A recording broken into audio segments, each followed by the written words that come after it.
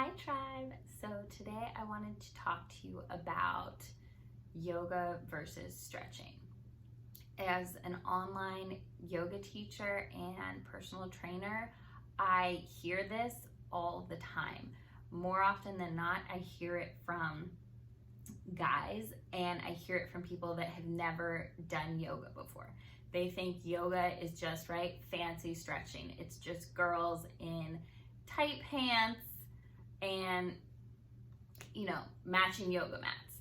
So I just want to break it down and explain why these are two very separate things, and why I feel like yoga is so much better.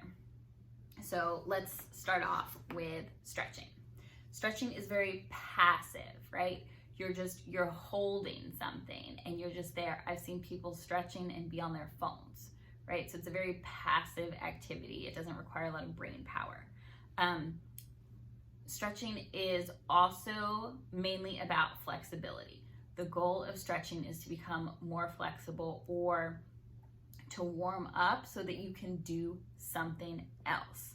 With stretching, that's kind of always the goal, is I need to get through this so that I can move on, to something else. Stretching is also when you get uncomfortable or when you feel uncomfortable, you stop, right? With stretching, it's you hold something and then if your hamstring feels tight or your shoulder feels a little tight, you stop, right? And you say, okay, well, I've had enough of that, time to move on. So those are kind of the three things with stretching that yoga has a completely different spin on. So yoga is very active. It's something that you are actively engaged in. So I want you to do this with me just so that you can feel it. So this is stretching. I want you to just hold your arm up about shoulder height, right? So essentially this is what stretching is. It's very passive. It doesn't require a lot of energy or thought, right? Now put your arm down. Okay, yoga. Hold your arm up again. I want you to reach, don't move. So I don't want you to lean, just hold it. Now imagine, think Lion King, right? And there is somebody that you desperately love that is hanging on to the edge of a cliff and you are trying to reach them. You're trying to get to them. That arm is engaged. Those fingers are working. So that is what yoga is. All of that energy, all of that, just activation in the arm, that is what yoga is. It is, you are engaged, you are focused, you are intentional with your movements. And that is really kind of what sets yoga apart first and foremost from stretching, is it's not passive. So 2 is yoga takes you intentionally to that uncomfortable place. So they yoga teachers, right? Yoga itself as a practice wants to hold you in that uncomfortable space and teach you how to move and breathe through it. So if you are, let's just say in Baddha Konasana, right? So soles of the feet are together, knees are out. That's a lot on the hip flexors. That's a lot for me. When it starts to get uncomfortable, you start to breathe, right? Yoga teachers don't tell you, okay, you're done, come out of it. So it takes you to that uncomfortable place, but not a painful place.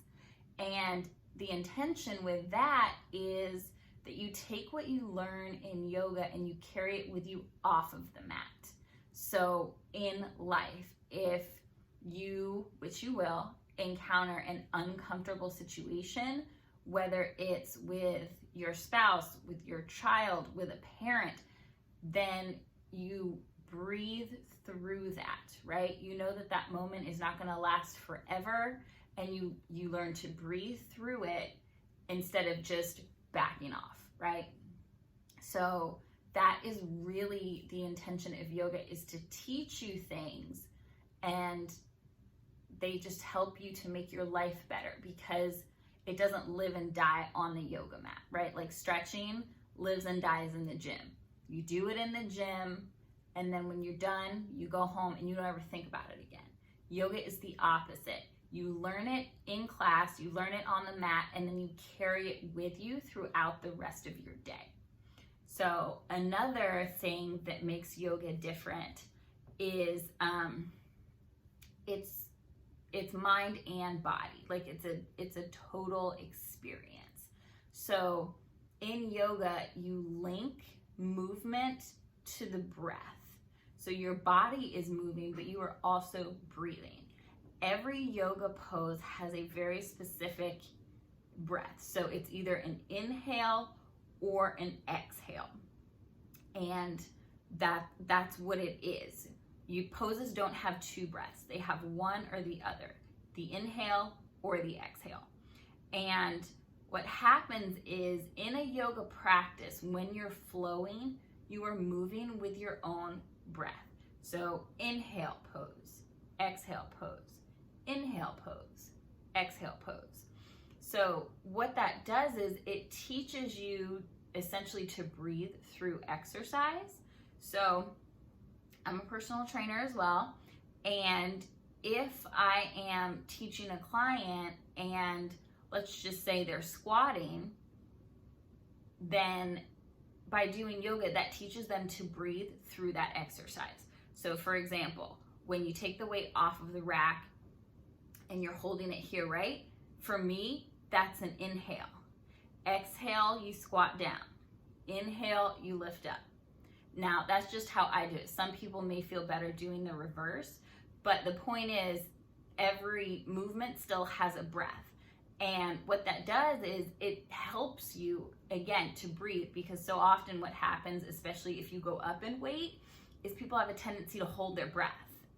And right, you don't want to do that. You always want to be breathing through movement, breathing through your exercises. Another thing that is completely different is yoga is not just about flexibility. Yoga can be cardio. Yoga can be strength training. So let's jump back really quick.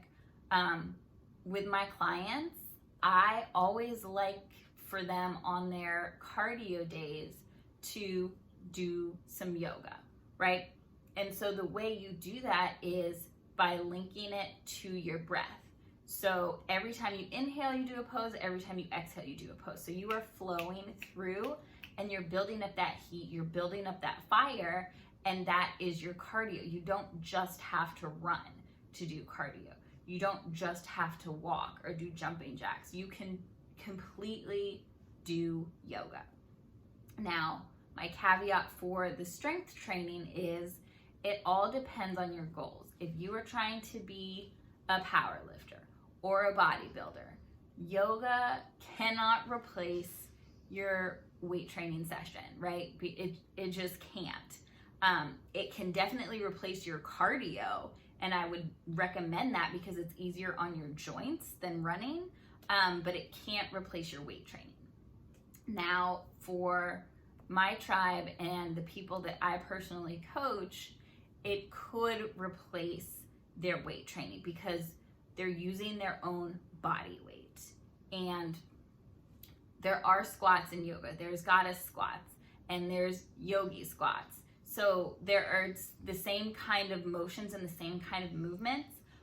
It works your core, it works your shoulders, it works your back, it works your quads, it works your calves. Like, yoga works all of the things. So it can, especially if you're a beginner and you're new to weightlifting, yoga is a really great option because you're using your own body weight. It decreases the risk of injury. So I always, love to do that. I mean, think about handstands, right? That's all of your weight on your hands. That takes a lot of engagement in the arms, in the shoulders, in the back. That is a lot of focused engagement. And so that's why I say yoga can also be a replacement for weight training. If you aren't doing something like bodybuilding or trying to be a power lifter. So that being said, yoga is also, you do it for longer periods of time. So with stretching, if you told somebody, okay, we're going to stretch for an hour and then we're going to do whatever, a HIIT class or leg day, nobody's going to do that. They stretch for 5 minutes if you're lucky, maybe 15, and then you're done. And most people don't stretch after a workout. So with yoga, my classes are an hour long, right? I will do 30. I don't love doing 30-minute classes because I just feel like you don't get enough. I prefer an hour, but 30 minutes is sufficient. So that's the difference, is yoga is done for longer periods of time. And that's very normal, right? If you went to a yoga class and they said, okay, this class is 15 minutes long, you'd be like, okay, so what about the rest? And so that is also, the difference. I think about stretching kind of like if you're a little kid, right? And you've got to take, let's just say you're sick, right? And you've got to take some medicine. And if you take your medicine, then you can have, right, like a treat. So stretching is the medicine you have to take. Stretching is the thing that you have to do to get to the thing that you want. So stretching is what you have to do if you want to, go for a run, or if you want to do leg day. Yoga is the thing. Yoga is the treat. Yoga is, I'm going to take an hour for myself. I am going to relax. I am not going to think about anything or anyone other than myself for this amount of time. So those are just a couple of the differences between stretching and yoga, and why I'm so passionate about just yoga itself and explaining to people that it is not just stretching. It's not fancy stretching. It's not, just something that girls do. I've taught guys, I have taught CrossFitters, I have taught retired military, I have taught high school boys, and they all in the beginning think yoga is dumb, it's just stretching, and then by the end, they are obsessed. They love it, they want to do it all the time, they start to incorporate it into their other routines, and that's just really what I love, is that I love taking people who think yoga is just stretching and showing them it is so much more than that. It is a total body experience, and it's something that you can break up. So yoga is asana, posture, but it's also breath. So if you don't have time to do the posture, you can just do the breath. You can do a little meditation with, right, heart, hand on your chest and your belly, and breathe. You can do a little meditation. You can do just other various breathing techniques in yoga without actually doing the poses. So yoga is just so much more than stretching. I hope this video was helpful. If you have any questions, leave it in the comments below. If you liked this video, give it a thumbs up. If you want some alternative yoga poses to the stretching that you've been doing, or some body weight yoga exercises, leave that in the comments below, and I can do a video on that as well. All right, we will chat soon.